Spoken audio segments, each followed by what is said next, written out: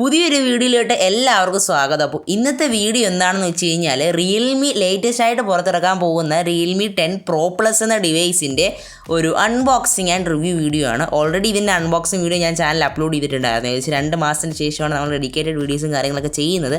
അപ്പോൾ ഓൾറെഡി ഇതിൻ്റെ unboxing post ചെയ്തു. അപ്പോൾ അതിൻ്റെ അൺബോക്സിങ് ഇടേണ്ട ആവശ്യമില്ല.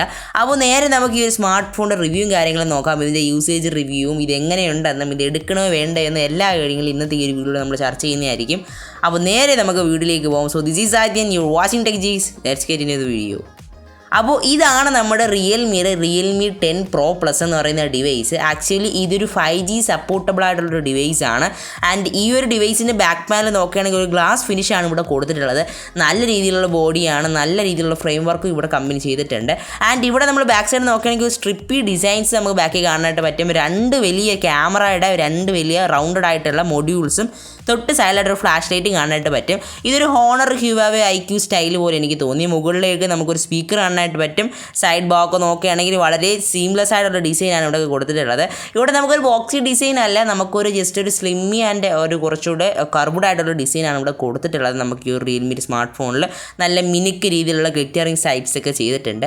ആൻഡ് ഇനി നമ്മൾ ഡിസ്പ്ലേ നോക്കുകയാണെങ്കിൽ മുകളിലുള്ള ചിൻസ് ആൻഡ് ബെസൽസും സൈഡിലുള്ള ചിൻസ് ആൻഡ് ബെസൽസൊക്കെ വളരെ ചെറുതായിട്ടും വളരെ മിനിമലായിട്ടാണ് ചെയ്തിട്ടുള്ളത്. ആൻഡ് ഫ്രണ്ടിലായിട്ട് തന്നെ നമ്മുടെ പഞ്ച് ഹോൾ ക്യാമറയും നമുക്ക് മിഡിലായിട്ട് കാണാനായിട്ട് പറ്റും. ആൻഡ് ആ ഒരു രീതിയിലാണ് ഈ ഡിസൈനും കാര്യങ്ങളും ചെയ്തിട്ടുള്ളത്. ആൻഡ് UI നോക്കുകയാണെങ്കിൽ കറൻറ്റ്ലി റിയൽമി UI 4.0 ഇത് റൺ ആവുന്നത് വിത്ത് ആൻഡ്രോയിഡ് 13 എന്ന് വേണമെങ്കിൽ നമുക്ക് പറയാനായിട്ട് പറ്റും. ആൻഡ്രോയിഡ് 13 കൊണ്ടാണ് വരുന്നത്. വലിയ രീതിയിലുള്ള ഫീച്ചേഴ്സ് ഒന്നും ഇല്ലാന്നുണ്ടെങ്കിലും ആൻഡ്രോയിഡ് 13 നമുക്ക് ഔട്ട് ഓഫ് ദ ബോക്സ് ഈ ഒരു സ്മാർട്ട് ഫോണിൽ വരുന്നുണ്ട്.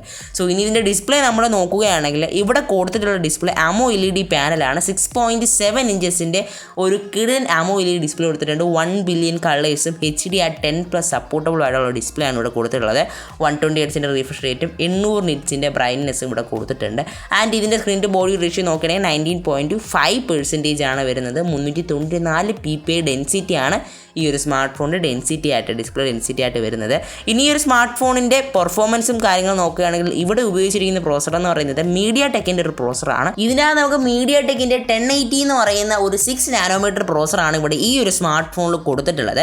ആൻഡ് ഈ ഒരു പ്രോസറിൻ്റെ കാര്യം കുറച്ച് ഡൗൺഗ്രേഡ് ആയിട്ട് എനിക്ക് പേഴ്സണലി തോന്നി. കാരണം നമുക്ക് ഈ ഒരു സ്മാർട്ട് ഫോണിൻ്റെ പ്രൈസ് എക്സ്പെക്റ്റഡ് പ്രൈസ് പറയുന്നത് 26,000 രൂപയാണ്. സോ ഈ ഒരു പ്രൈസ് റേഞ്ചിൽ 5 നാനോമീറ്ററിൽ വർക്ക് ചെയ്യുന്ന പ്രോസർ നമുക്ക് കിട്ടും കേട്ടോ. MediaTekൻ്റെ നല്ല പ്രോസസ്സുള്ള സ്മാർട്ട് ഫോൺസും കിട്ടും. ബട്ട് ഈ ഒരു വീഡിയോയിലൂടെ ഈ ഒരു സ്മാർട്ട് ഫോണിൻ്റെ പ്രോസസ്സർ ഞാനൊന്ന് ഒഴിച്ച് നിർത്തിയിട്ടാണ് ഈ ഒരു വീഡിയോ എൻഡയർലി ബാക്കി ചെയ്യാനായിട്ട് പോകുന്നത്. ഈ ഒരു സ്മാർട്ട് ഫോണിൻ്റെ ഡെഡിക്കേറ്റഡ് വീഡിയോ ചെയ്യാനായിട്ട് പോകുന്നത്. കാരണം എന്താണെന്ന് വെച്ച് കഴിഞ്ഞാൽ ഇത്രയും ഡൗൺഗ്രേഡ് ആയിട്ടുള്ള പ്രോസസ്സർ പേഴ്സണലി എനിക്ക് ഇഷ്ടപ്പെട്ടില്ല. എൻ്റെ ഒപ്പീനിയൻ ഞാൻ പറയാമല്ലോ, എനിക്ക് പേഴ്സണലി ഇതിൻ്റെ ബാറ്ററി ഒട്ടും ഇഷ്ടപ്പെട്ടില്ല. ബാറ്ററി അല്ല, പ്രോസസ്സർ. സോ ഇനി ഇതിൻ്റെ AnTuTu ബെഞ്ച്മാർക്ക് റിസൾട്ട്സും കാര്യങ്ങളും നോക്കുകയാണെങ്കിൽ 5,21,000 പരമാണ് ഈ ഒരു AnTuTu ബെഞ്ച്മാർക്ക് റിസൾട്ട്സ് കാണിക്കുന്നത്. ആൻഡ് ഗെയിമിങ്ങും കാര്യങ്ങളൊക്കെ നമുക്ക് വലിയ രീതിയിൽ ചാർജും കാര്യങ്ങളൊന്നും പോകുന്നില്ല. ഓർക്കുക, ഇത് ഞാൻ ഓൾറെഡി പറഞ്ഞ പോലെ അത്രയ്ക്ക് വലിയ സൂപ്പർ ബീസ് പവർഫുൾ പ്രോസറൊന്നും അല്ല ഇവിടെ യൂസ് ചെയ്തിട്ടുള്ളത്. ഇവിടെ ഒരു സാധാരണ ഒരു ഫോണിൽ കിട്ടുന്ന ഒരു സാധാരണ പ്രോസറാണ് യൂസ് ചെയ്തിരിക്കുന്നത്. സോ അതുകൊണ്ട് തന്നെ ഗെയിമിങ് പ്രതീക്ഷിച്ചുകൊണ്ട് ഈ ഒരു സ്മാർട്ട് ഫോണിലോട്ട് പോകണ്ട. ബട്ട് ക്യാമറ പ്രതീക്ഷിക്കുന്നവർക്ക് വേണ്ടിയിട്ടുള്ളൊരു സ്മാർട്ട് ഫോണാണിത്.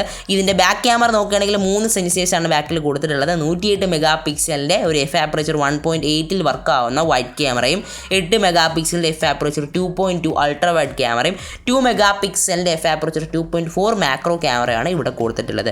ഇവൻ തോ നിങ്ങൾക്ക് ഇത്രയും വലിയ 108 മെഗാ പിക്സലിൻ്റെ സെൻസറാണ് ഈ ഒരു സ്മാർട്ട് ഫോണിൽ ഉണ്ടെന്ന് പറയുന്നെങ്കിലും ഇവിടെ നിങ്ങൾക്ക് 8K FPS 8K at 30 FPS 60 FPS video shoot ചെയ്യാനായിട്ട് പറ്റുന്നില്ല.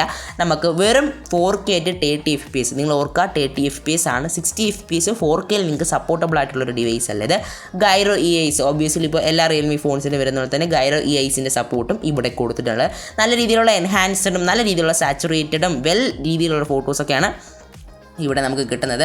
നോക്കുക, ഇതിനകത്ത് ആൻഡ്രോയിഡ് 13 ഞാൻ ഓൾറെഡി മെൻഷൻ ചെയ്തിട്ടുള്ള ആൻഡ്രോയിഡ് 13 ഉണ്ട്. സോ അതുകൊണ്ട് തന്നെ കുറച്ചുകൂടെ നല്ല രീതിയിലാണ് റിയൽമി ഫോട്ടോസ് എടുക്കുന്നതാണ് റിയൽമി അവകാശപ്പെടുന്നത്. എനിക്കും തോന്നിയിട്ടുണ്ടായിരുന്നു ഈ റിയൽമിയുടെ ഞാനിപ്പോൾ കറൻറ്റ്ലി യൂസ് ചെയ്ത് നോക്കിയിട്ടുള്ള ഡിവൈസ് 8 Pro മാത്രമാണ്. സോ അതിനെ സംബന്ധിച്ചൊക്കെ നോക്കുകയാണെങ്കിൽ നല്ല രീതിയിൽ തന്നെ സോഫ്റ്റ്വെയർ ബേസ്ഡ് ആയിട്ട് വരുന്ന ഒരു സ്മാർട്ട് ഫോൺ തന്നെയാണിത്. ആൻഡ് ഇതിൻ്റെ അകത്തുള്ള ഫ്രണ്ട് ക്യാമറ നോക്കുകയാണെങ്കിൽ 16 മെഗാ പിക്സൽ ഒരു സിംഗിൾ ക്യാമറയാണ് കൊടുത്തിട്ടുള്ളത്. വൈഡ് ക്യാമറ എഫ് ആപ്പറേച്ചർ 2.5 ആണ്.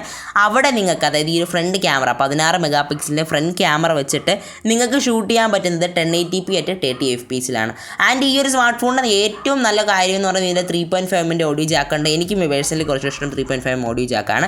ആൻഡ് ഇതിൻ്റെ ചാർജർ നോക്കുകയാണെങ്കിൽ 67 വാട്ട്സ് ആണ്. ഞാൻ ഓൾറെഡി ഇതിൻ്റെ അൺബോക്സിങ് വീഡിയോയിൽ പറഞ്ഞിട്ടുണ്ടായിരുന്നു ഇതിൻ്റെ അകത്ത് യൂസ് ചെയ്തിട്ടുള്ളത് 67 വാട്ട്സിൻ്റെ ചാർജറാണെന്നാണ്. സോ ഇതിൻ്റെ അകത്ത് 5000 mAh ബാറ്ററിയാണ്, നോൺ റിമൂവബിൾ ആയിട്ടുള്ള 50% ചാർജ് ആവാൻ 17 മിനിറ്റ് എടുക്കുന്ന ഒരു ബാറ്ററിയും കൂടെയാണ് ഈ ഒരു ഫോണിൻ്റെ അകത്തുള്ളത്. ആൻഡ് ഇതിൻ്റെ അകത്ത് നമുക്ക് ഞാൻ ഓൾറെഡി പറഞ്ഞ പോലെ തന്നെ കഴിഞ്ഞൊരു വീഡിയോയിൽ ഞാൻ പറഞ്ഞിട്ടുണ്ടായിരുന്നു PD 3.0 ചാർജറാണ് ഇവിടെ യൂസ് ചെയ്തിട്ടുള്ളത്. അത്യാവശ്യം ഫാസ്റ്റായിട്ട് തന്നെ ചാർജ് ആവുന്ന ഒരു ഫോൺ തന്നെയാണ് Realme 10 Pro Plus എന്ന് പറയുന്നത്. സോ എൻ്റെ ഇന്നത്തെ ഈ റിവ്യൂ വീഡിയോ ഇത്രയേ ഉള്ളൂ. വീഡിയോ ഇഷ്ടപ്പെട്ടു ഞാൻ ലൈക്ക് ചെയ്യാനും ഷെയർ ചെയ്യാനും ചാനൽ സബ്സ്ക്രൈബ് ചെയ്യാനും മറക്കരുത്. ആൻഡ് ഈ ഒരു ഫോൺ നിങ്ങൾക്ക് എടുക്കണോ വേണ്ടോ ഇതിൻ്റെ ഡീറ്റെയിൽ റിവ്യൂവിൽ പറയാം. കാരണം ഇവിടെ വെച്ചൊന്നും പറയാനായിട്ട് പറ്റുന്നില്ല. കാരണം ഇത് ചൈനീസ് ലോഞ്ച് ആയിട്ടുള്ള ചൈനീസ് വേരിയൻറ്റ് സ്മാർട്ട് ഫോണാണ്. ഇന്ത്യയിൽ പുറത്തിറങ്ങുമ്പോൾ തീർച്ചയായിട്ടും ഈ ഒരു സ്മാർട്ട് ഫോൺ വാങ്ങണമായോ വേണ്ടായോ എന്നും ഞാൻ തീർച്ചയായിട്ടും ആ ഒരു വീഡിയോയിലൂടെ പറയുന്നതായിരിക്കും. ആൻഡ് ഇതിൻ്റെ ക്യാമറ റിവ്യൂ, ഗെയിമിംഗ് റിവ്യൂ അങ്ങനെയുള്ള ഒരുപാടധികം വീഡിയോസ് ഈ ചാനലിൽ വരുന്നതാണ്. ആൻഡ് Redmi Note 12 Proയുടെ വീഡിയോയും കൂടെ നമ്മുടെ ചാനൽ അപ്ലോഡ് ചെയ്യുന്നുണ്ട്. സോ അതുകൊണ്ട് തന്നെ ചാനൽ സബ്സ്ക്രൈബ് ചെയ്ത് വെക്കുക, വീഡിയോ ലൈക്ക് ചെയ്യാനും മറക്കണ്ട. എന്തെങ്കിലും അഭിപ്രായങ്ങൾ നിങ്ങൾക്കുണ്ടെങ്കിൽ കമൻറ്റ് രേഖപ്പെടുത്തുക. വീഡിയോ ഇഷ്ടപ്പെട്ടില്ലെങ്കിൽ തീർച്ചയായിട്ടും ഡിസ്ലൈക്ക് ചെയ്യുക. ഡിസ്ലൈക്ക് ചെയ്തിട്ട് നിങ്ങൾക്ക് വീഡിയോ ഇഷ്ടപ്പെടാത്ത കാര്യം എന്താണെന്ന് കൂടെ താഴെ മെൻഷൻ ചെയ്യുക. Until then this is Adin signing off. Bye. അടുത്തൊരു വീഡിയോ കണ്ടുകൊണ്ടാം.